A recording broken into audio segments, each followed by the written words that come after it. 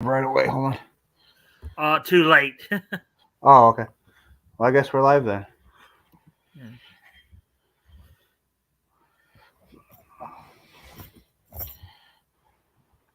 Oh, did you want to talk about something before we went on the show? We can talk after. Yeah.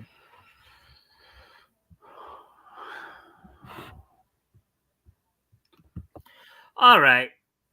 Um, so hello everybody. Sorry about the delay. I had some mic issues, some microphone issues, as it were.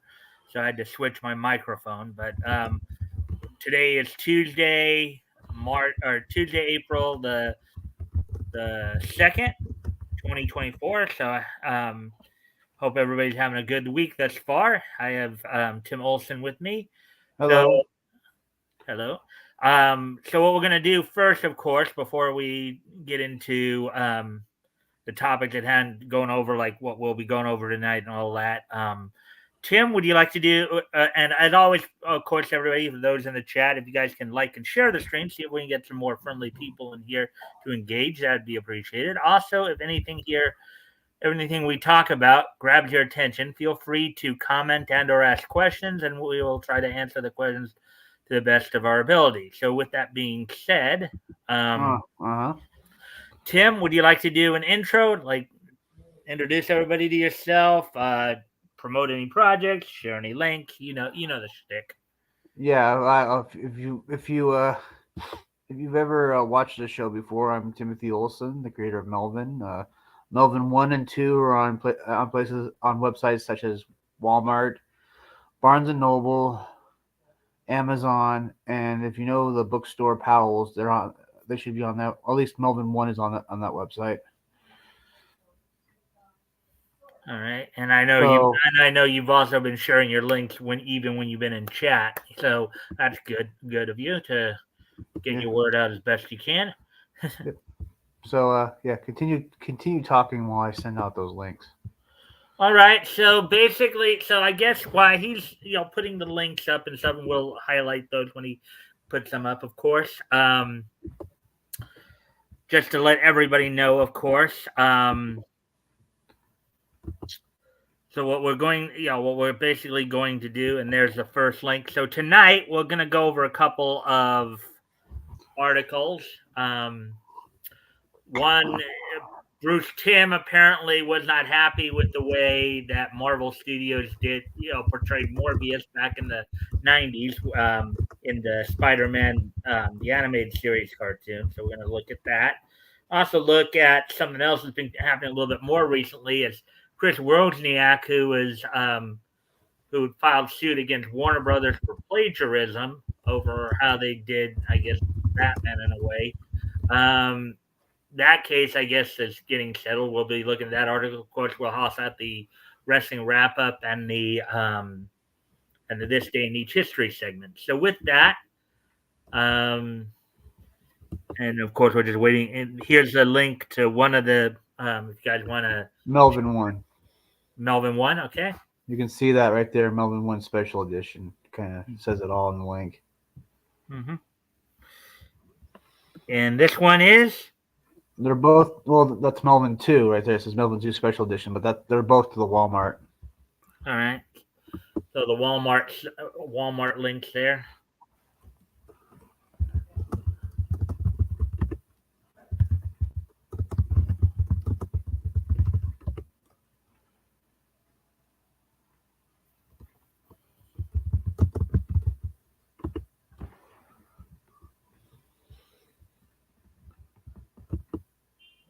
Wait, what are you looking for? Huh? You seem to stop talking. Oh, I was just waiting on you. I guess I guess I'm just mentally still taken aback that my mic kind of went out there. So I'm hoping that you know. Oh yeah, it happens. You just keep talking, and I'll just keep putting out links. Yeah. So well, anyways, as he's doing that, of course, and then here's another link here. Melvin 1. That's the Amazon. All right. All right. So and of course we're already coming up on 5 minutes into the show, so I might as well just go ahead and put the share screen here with the bounding into comics. Prepare ourselves for the. Apparently, you can get on their show on their YouTube channel and get interviewed. Whose YouTube channel? Bounding in the comics. Oh, There's the Melvin 2 link to the Amazon account. all right. Yeah. There's that one. So if you guys want to go check that out, and as always, of course, if you guys can like and share the stream, see if we can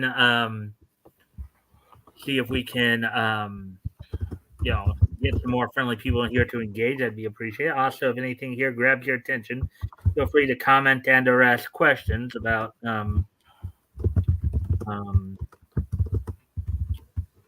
ask questions about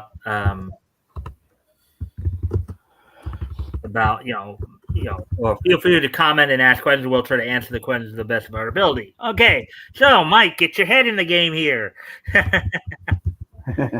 All right, so well, I guess we'll go ahead and get started then. Reading the article here, and then Tim, as always, of course, feel free to comment if anything here grabs your attention as well. So, Batman the Animated Series creator Bruce Timm didn't care for the way Morbius was handled in Fox's Spider-Man cartoon, and the reason is personal. Article by J.B. Augustine, published back on March 29th, which was last Friday. And there you see Morbius and Morbius, who's voiced by Nick Jameson in the show, and Felicia Hardy, who is voiced by Jennifer Hale. So Bruce Timm broke ground when it came to Batman the Animated Series, and he fought the network to give the series what made it great. However, he didn't always get his way. At times, he had to relent early in the creative process. This was the case for an episode idea that didn't make it past the pitch.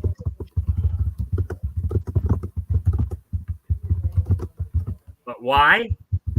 What was so bad? What was so bad that Fox drew the line when the animated series already had Man-Bats, a werewolf, Scarecrow, the tragic body horror of Clayface, the soap opera of Mr. Freeze, the personality disorder of Two-Face, and occasional hints at mass genocide?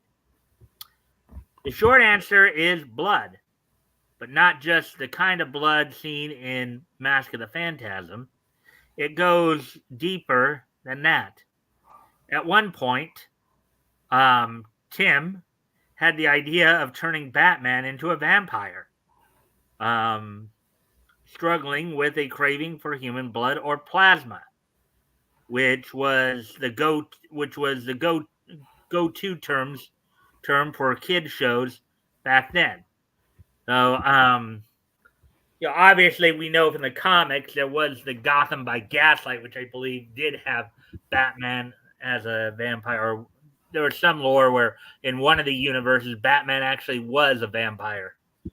They did have him be a vampire there. So, with that, as we continue on here. And I guess I can already see, even without reading further into the article, I think I can see where this is going, why it's personal for him. Never mind the fact that vampires would be explored later in a much tamer show, in parentheses, and we will get to that, in parentheses. Vampirism and certain creatures of the night were a bridge in Transylvania too far. Quote, the only thing that I can really think of really, and it's not a big thing, definitely not something I lose sleep over, but I had an idea to do an episode where Batman got turned into a vampire temporarily. Tim explained in a science fiction interview marking 25 years of Batman the Animated Series. Quote, and it didn't get much past the idea phase. We floated it past Fox Kids, and they said, nope, no vampires. And I said, well, what if he wasn't really a vampire? And they said no vampires. And it's kind of funny because this and the Spider-Man cartoon were both on Fox Kids at the time. So you know, I think I can see where this is possibly going. He added something, however, changed their minds when they let Spider-Man have vampires years later, like about 4 years, 3 4 years later. Morbius would debut and transform into one in the second season of the Marvel show, but with a few accommodations. Um, that missed the mark in Tim's mind and only made the living vampire weirder. Quote, yeah, um, but they didn't really lame one, right? They did that really lame one, right? He had he had like suction cups um, on his hands, so that was fine. Unquote. He just Now I can see why. Okay, so I can kind of see where this is going. Here's okay. So here's kind of part of the reason why he had the suction cups on his hands, right? So if I don't even remember. I didn't pay attention to the Spider-Man animated series. yeah, but I'm actually going into vampire lore here a little bit. You know, Oh, I'm talking a little bit because they are talking about how they were trying to bring vampires into these two shows. So so they traditionally vampires, right, would basically would the idea was they'd bite into people's necks, usually into the carotid artery, and at times turn them into vampires or outright kill them that way. right, Now, in some lore, from what I understand, in some lore, there's two aspects to it. There's two aspects. There's one. There's just the craving because they go through blood too fast, so they need constant plasma, right? They need constant right, blood, so they need to feed on blood. So there's that aspect of it, but there's also kind of like in the way they do it, particularly with women, and like when they bite into the neck. It's said that there is some who would argue there's somewhat of a quote unquote sexual connotation to it as well. Um, because a lot of times when vampires do quote unquote turn people over, turn people to becoming a vampire, they become their thralls basically. So, and I know of, aside from, of course, the two shows we're talking about here, of course, I've seen a couple of vampire themed shows like Dark Shadows and Forever Night as well. And they talk a lot about that. So, for a kid show, that aspect, and then having Morbius actually bite into people probably was not too kosher with a lot of the executive. So what they would do is for Spider-Man, they had Morbius instead of getting his blood fixed by biting into people and basically doing it through the veins of his teeth or whatever. He would basically grab them and draw their blood through their skin, through like their arm or something like that. So that's where that that idea came from. So, but anyways, let's continue on with the article here. Morbius absorbed plasma through pulsating suckers on his palms, um, which, even as a soft core Cronenberg trait, is a tad extreme for a show that was rated TVY. But for but for I Tim, don't see how. I mean, really, you didn't see anything. yeah. Well, maybe the discolorization that came from having blood sucked out of you, probably maybe that. Well, I mean, like they But show even but worse even things I in would rated R agree that would movies. be kind of tame by most standards, you know. So, but for Tim, who wanted to be as this is Bruce Tim we're talking about, not Tim Olson. Yeah. But for Tim, who wanted to be as authentic as possible, it was about getting things right.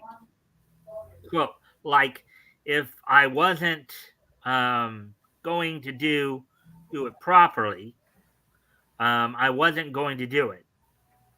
That's probably the only thing that I can really think um, of because um, everything else um, we kind of got to do what we wanted to do. He said, and see, there are the suckers right there in his hands there. Oh well, uh, that's still kind of tame. Yeah. Well, Ren and Stimpy used to they used to have like one script they'd show the censors and then they'd run with another script. Hmm. But even then there was things like they had Stimpy's pregnant. They couldn't do that one. Um, people made the assumption that Ren and Stimpy were gay, so they used to get a lot of fan mails from gay people.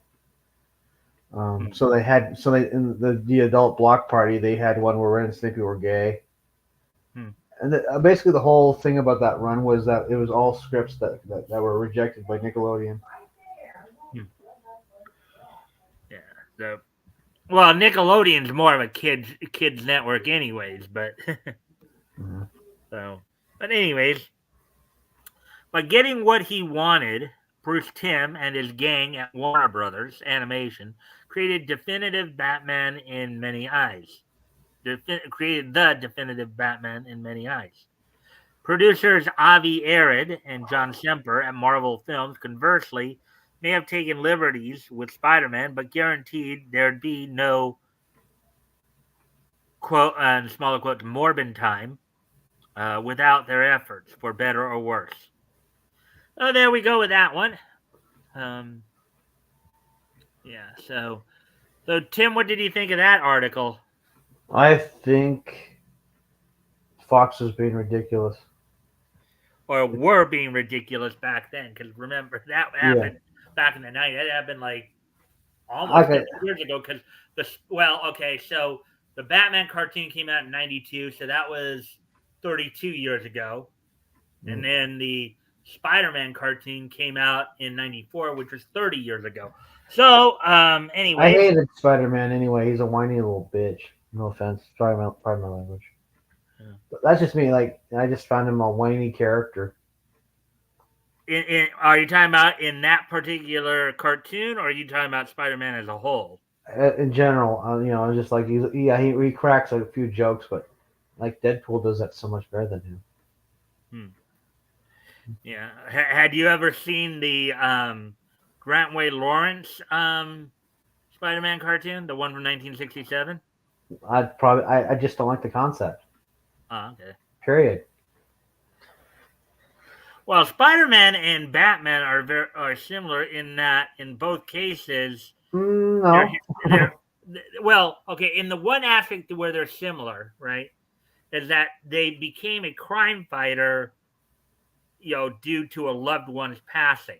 You know, in the Right. case of Peter Parker, um, his uncle Ben passed. Now, granted, he had gained the powers before he became a superhero, and then, when he realized that he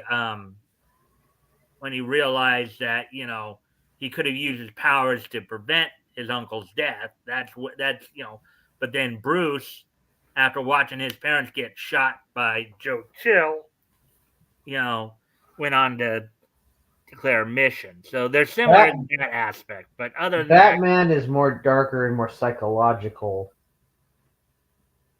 hmm. Like Anyways, Elk is here. Elk is okay. here. So let's say hi to him and Hi Elk. acknowledge it. Like the blood sucking was the tale of the height of the AIDS epidemic, and blood sucking was originally a metaphor for syphilis and STDs. Hmm. I wonder though. I wonder. It's kind of funny, because I mentioned a show that was actually came about in the 90s, around basically around the same time that Highlander was out, called Forever Night, which is basically about a repentant vampire. Vampire was brought over in like the 13th century, and now in modern, at the time, modern times, in the early 90s there, where he's a cop, he's a homicide detective. Um, he's basically trying to find a cure. Basically, he's trying to resist the temptation to drink blood and all that. So, and Dracula is a metaphor for diseases and corruptions of the blood. I don't know if I mean, because I think Dracula was actually based. Dracula was based on a book, though.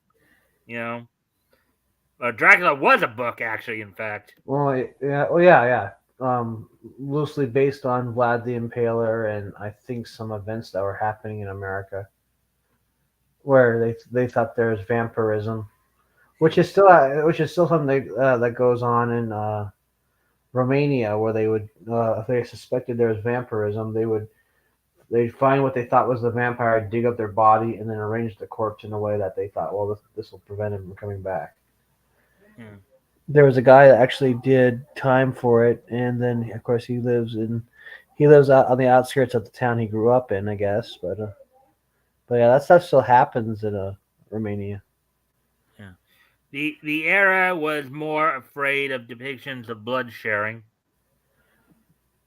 Let's see. Hi all. Hey Rick. Hi Rick. But vampires were also depicted as being like basically sexual predators. Mm. Which I mentioned earlier. Yeah, because some people have argued. In fact, that's actually one of the that's kind of one of the things. I told you about one of the other shows I've been I've been watching it more lately. Dark Shadows, which was actually a soap opera back in the late '60s. Ran from '66 to '71. Starred Johnny Grid among other individuals, basically as you know vampire Barnabas Collins. And one of the things that really got a lot of people up in arms at the time was when he brought Willie Loomis over after Willie had opened his chained coffin looking for treasure. And there were some people who were making a stink because the idea, okay, he's biting into Willie's neck to turn him into a vampire, as it were. Um, people were and considering the sexual aspect of it, people were basically saying that back then they were maybe trying to push the whole gay thing, and in the early part of the show, during when after he became one of Barnabas's thrall. um his personality completely changed. He initially he was very very arrogant, very brush, but then he became pretty much servile after Barnabas brought him over, as it were. Well, I don't know. It wasn't he didn't actually bring him over. He wasn't a vampire. He just he just did something to him that made him his slave, basically. Well, he couldn't. Um, but anyways, let's see. Rick says my mom liked the show Forever Night. Yeah, as I recall, it was actually taped up in Canada. They're up in Toronto there, as I recall. Bram Stoker wrote about corruptions of the blood from Eastern immigrants into big Western European cities. Yes, Eastern Europeans were corrupting the blood of Anglo-Saxon colonies, um, like Canada, South Africa, and London. But it was also talking about I guess it was gender roles and sexuality. I mean, right? Somewhat, yeah. Um, according to what I was reading. yeah. So, anyways, let's get ready to move on to the next article here.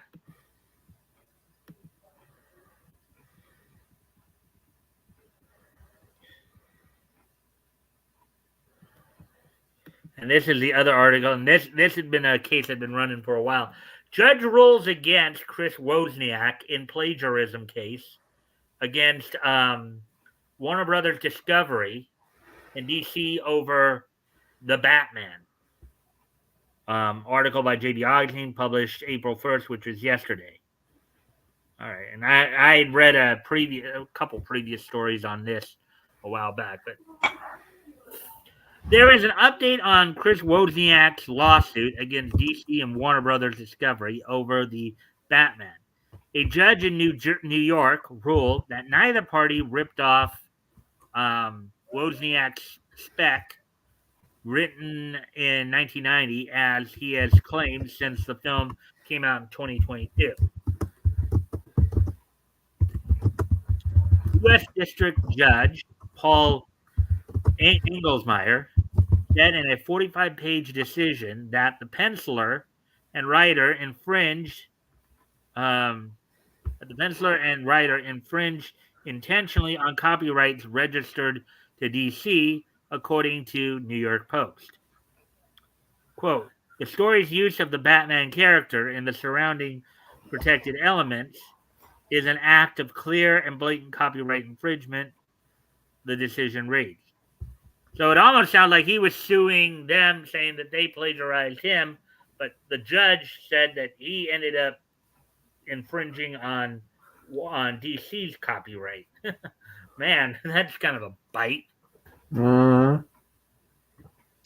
Channeling DC's countersuit um, against Wozniak for writing an unsolicited Batman story, Judge Engelmeyer added Wozniak had no consent in his story titled, quote, The Ultimate Riddle, unquote, and, quote, Blind Man's Hat, unquote, liberally exploits, indeed is rife with DC elements and characters.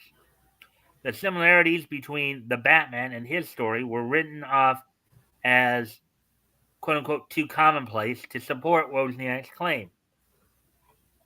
Similarities include, quote, serial killers who are loners bent on destroying society, villains who taunt pursuers with clues and riddles, which that was an element that was based a lot more on the Silver Age comics, as well as, of course, the 1966 Batman live action series, and moments of clarity or epiphany that propel villains to crime, notes the Post.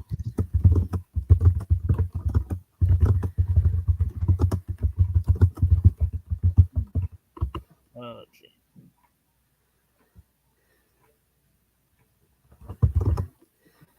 And then I guess Elk was saying here Francis Ford Coppola was the most explicit, was the most explicit about blood diseases following the original book. All right.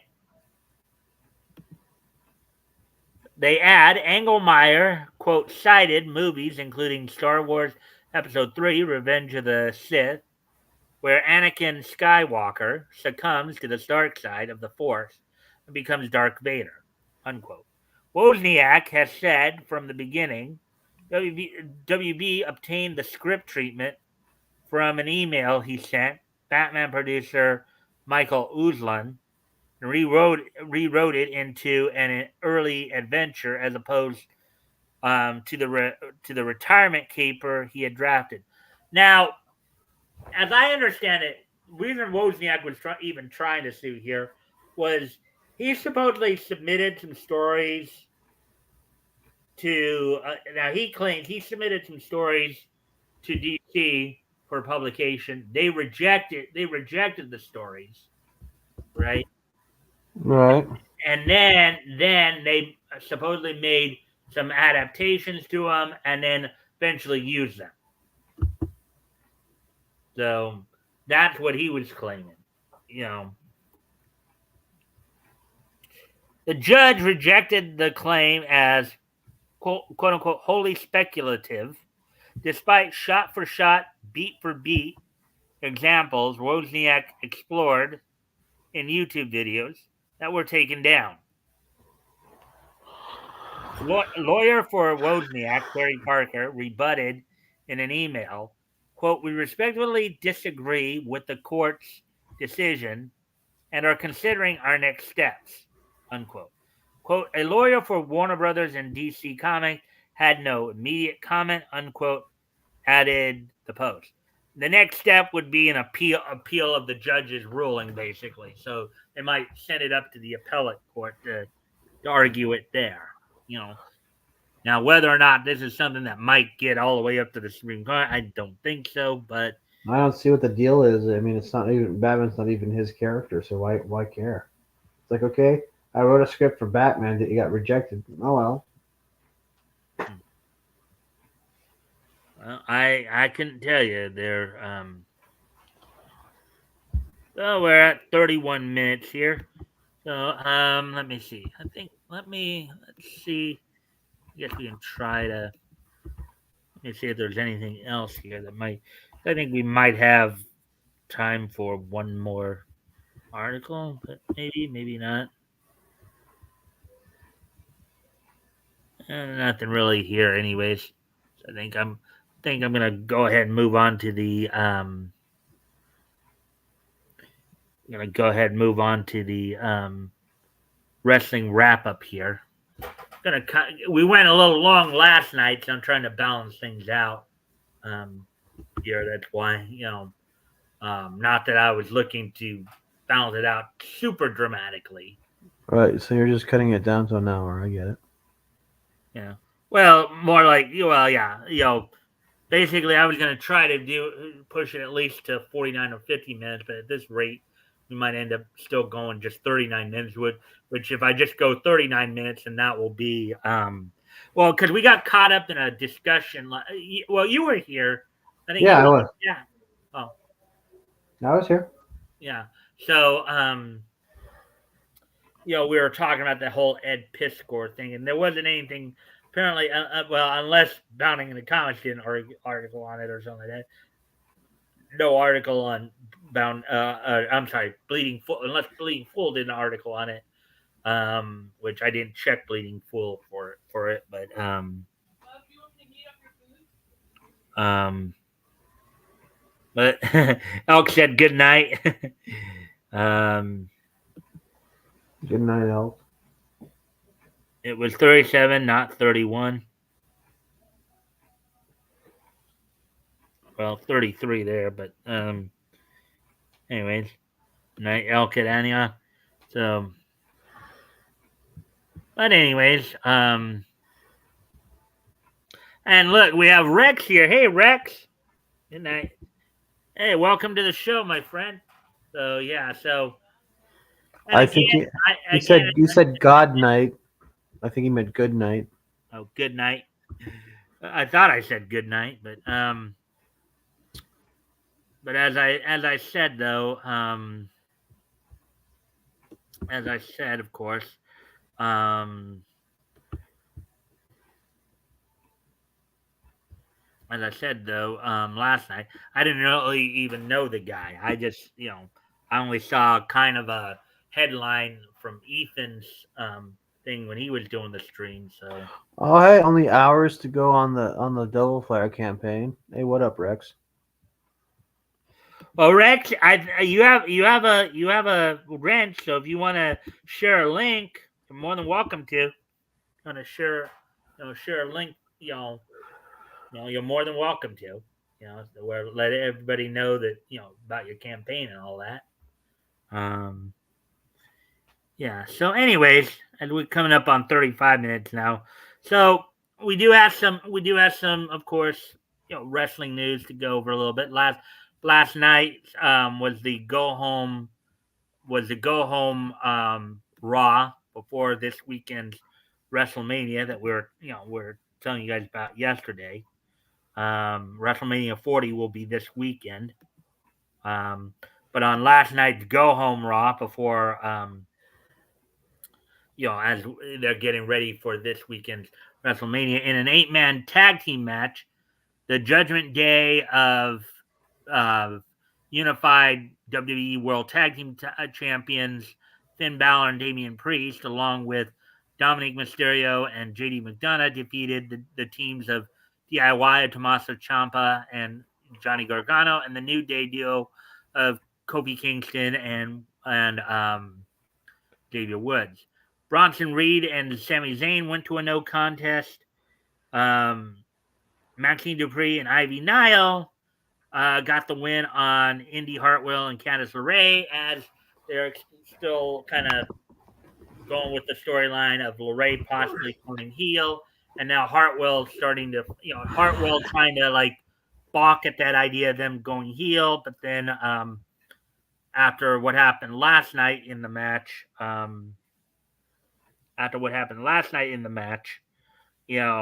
she might be thinking, well, maybe going heel is a good idea. So congrats for surpassing your goal, Double Flyer from Rick there. Let's see now. Ricochet defeated Ivar. The Damage Control trio of women's tag team champions Asuka and Kairi Sane, the Kabuki Warriors as are known, and Dakota Kai with women's champion Io Sky in their corner, defeating Shayna Baszler, Tegan Nox, and Zoe Stark. And then in the main event, another non-title Bloodline Rules match in which Seth Rollins and Solo Sikoa went to a no contest when The Rock and Cody Rhodes interfered, and The Rock and the Bloodline ended up beating down Rhodes and Rollins. And then The Rock's doing wrestling again. Yeah, at least just through WrestleMania. Is he doing his old persona where he's the great one? He didn't really do that well. No. Now he's the final boss. Really? That doesn't sound as cool as the great one. Well, the idea is that they initially were trying to push a possible Rock versus Roman for WrestleMania, but fans were balking at it because they'd been working up a story for the last year for Cody Rhodes and Roman Reigns to have a rematch after Cody came up short last year, and as they kept calling it, to finish his story, as it were. Yeah, it doesn't have the same like the Rock's old promos are actually are ones I still watch, where he's just like the great one and he's making fun. He's just talking smack about everybody. Like, finally, the Rock, just something about. Yeah, he's got elements of that personality still in there, but he's a little bit different because, again, one, you have to understand the Rock. He was just coming in to do one one program, or he might be with the WWE at the very latest, right, through SummerSlam at the very latest. Yeah. I just don't know. First off, I think he's over 50 years old already. He's like 52. He's there's not really much for him to do. Instead, he comes back, makes his appearances to help draw some people in, especially for WrestleMania here, and then goes back to Hollywood. He's not.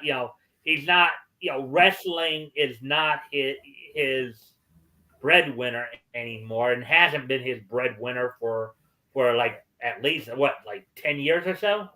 Yeah, something 10, like that. 15 years. Gotta be more than that. I just for some reason though, those promos are just awesome. Yeah. It's like watching. Been good with promo. I mean, why do you think he's such a successful movie actor, right? Yeah. It's just like what was another good promo?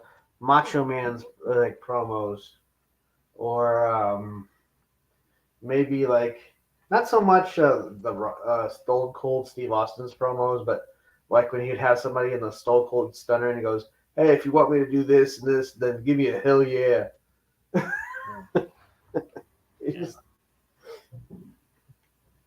Yeah, so and now just moving on to some other news, of course, on the AEW side of things, they recently released a bunch of wrestlers who they had not been used. Yes, I Or, was just about to ask what is up with that.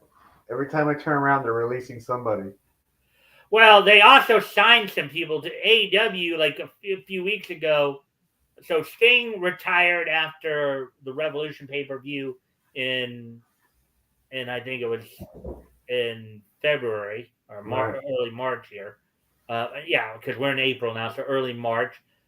Sting retired. They did recently sign both Kazuchika Okada and Mercedes Moné, but there are a number of guys, and these are guys you not necessarily would have heard of unless you really watch AEW or follow it, because they released Stu Grayson, they released Parker Boudreaux, they released Jose the Assistant. You know, a lot of these mid carders, and it's probably going to be good for them because they weren't really getting used a whole lot in AEW. It's right now WWE and AEW are both a little overstaffed, as it were. Is Danhausen back in AEW? Um, I know he's still under contract with AEW, but he hasn't been being used on AEW or Ring of Honor. I did see something where I think right now he's part of the AEW contingent along with the Blackpool Combat Club that's going down to and Matt Seidel and a few others going down to Mexico to wrestle for CMLL, the Mexican, the probably the oldest wrestling promotion in the world, still started up back in 1934, still running, even preceding, the WWE, mind you. Okay. Oh yeah, everything was preceding the WWE. But well, Before that, it was the territory days, wasn't it? yeah, well, even the WWE, well, at the time, the WWE was part of the territory days too, because you have to remember the WWE was actually originally the Northeast Territory for the NWA as Capital Wrestling Corporation. And then there was a schism that happened in 1963 during during Buddy Rogers' reign as NWA World Champion, Right. where there's a schism, and the New York territory just said, "Well, we're no longer going to be a part of the NWA." Toots Mott and Jess McMahon took or yeah, or Vince McMahon Senior rather took took Capital Wrestling Corporation, withdrew from the NWA, and started going by the name Worldwide Wrestling Federation. And then after Toots Mott left the WWF um, in 70, before 71, in 1971, um, Vince Senior, Vince Junior's dad, Vince Senior, um, kind of quietly rejoined the NWA from 71 to 82. Um, they were once again a part of the NWA. You even had NWA champions like Harley Race, Ric Flair appearing on WWE, WWE programming, or WWF, well, WWF, and then eventually WWF. They shortened it by one letter in 1979, becoming the World Wrestling Federation. Um, Wow. in 1980, and then in 1982, after Vince Jr. bought out his dad, Oh, he didn't just take over. He bought him out. yeah, he pretty much bought him out, and then just completely withdrew from the NWA altogether. In fact, as part of the deal, of course, Fabulous Moolah, who was the NWA Women's World Champion at the time, who actually owned the physical belt, sold it to the World Wrestling Federation. Did you know that she was up to some really shady things in Yeah, her I've life? heard that's just come out in the last few years here. I remember they even ended up either canceling or well, they changed the name. There was a women like at Evolution. There was a women's. They called it They call it now the May Young Classic, but originally it was going to be the Phallus Moolah Classic. When they were bringing that out, it was then um, the accusations against Moolah about like you know prostituting off the wrestler she trained to people and all that. Yep, there was that. So that was all going down. So, anyways, that's pretty much all and of course, Dynamite will be on tomorrow night. And I'll talk more about that tomorrow night. Yep. But with that being said, we're at 49 minutes here, coming on 50 minutes here. Where So, did the time go? It feels like we just started talking. yeah, well, yeah. So, anyways, um, well, I did start late too because I was having mic issues. So, Right. so with that, I guess we'll be what we'll do now, of course, is we will go ahead and get ready. We'll go ahead and today being Tuesday, April the 2nd, 2024. I'm gonna go ahead and take a look back at this day in Nietzsche history. History. So, 1974. 1974, and then this is from 1999, I believe, right? Yep. Yeah, or 19. There's 1994, 74, 2019, and 54. Okay, so without any further ado, let's go ahead and take a look back at this day in Nietzsche history. So first off, we're going to head back 70 years ago today, as on this date 70 years ago today, the 30th issue of Forbidden Worlds from ACG went on sale on this date back in 1954. It sold for 10 cents with 32 pages.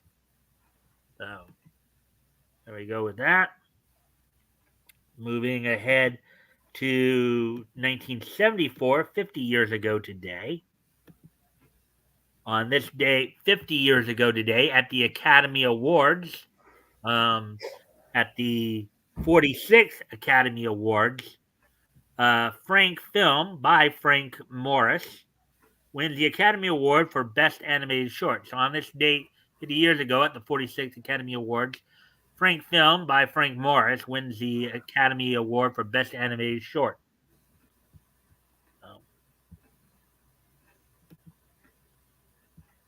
And then, moving on to the next piece of Nietzsche history, as we move ahead to 1994, 30 years ago today, on this date, 30 years ago today. I was in middle school in '94.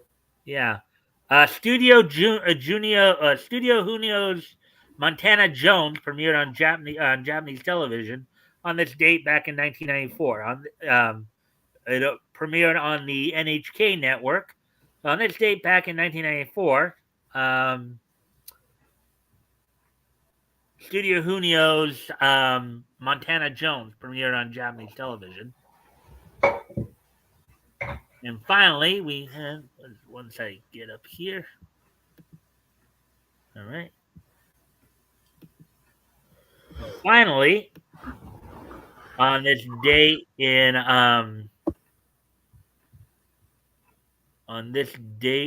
2019, 5 years ago today.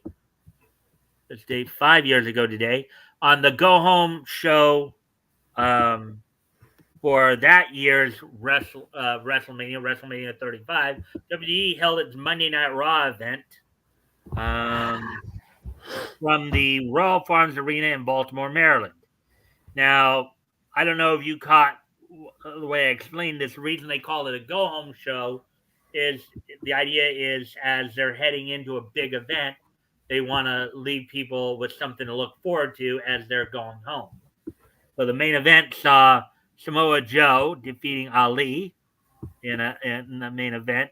In an 18-person tag team match went to a no contest. as it was of the participants, you had EC3, Mandy Rose, Sonya Deville, Andrade, Zelina Vega, Lana, Carl Anderson, Luke Gallows, and Shelton Benjamin, taking on Nikki Cross, Heavy Machinery of Otis and Tucker, Naomi, the Hardy Boys, Matt and Jeff Hardy, are now in AEW, of course, R-Truth, Carmella, Asuka. So the Miz defeated Sanity of Eric Young, Killian Dane, and Alexander Wolf in a Falls Count Anywhere match. And in an 8-man tag match earlier in the night, Aleister Black, Ricochet, and the Usos, Jimmy and Jay Uso, defeated Rusev, Shinsuke Nakamura, and the Bar, Cesaro, and Sheamus. So there we go, everybody. There we have it for you. I hope everybody enjoyed the show. Of course, before we go, of course, I want to give Tim a chance to do an outro. You want to do an outro, Tim? Share any links? Well, I mean, if I already shared the links, I guess I could share them again. I don't know. If you want. I mean, Yeah. I know a lot of people usually do, want they share them more than once just in case, but it's up to you if you'd like. Well, I mean, they can find my books at Walmart.com, Amazon.com, BarnesandNoble.com.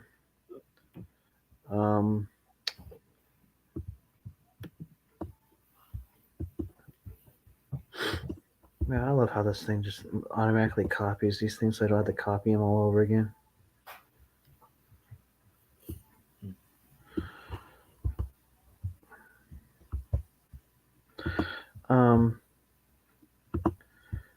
Where else? Oh yeah,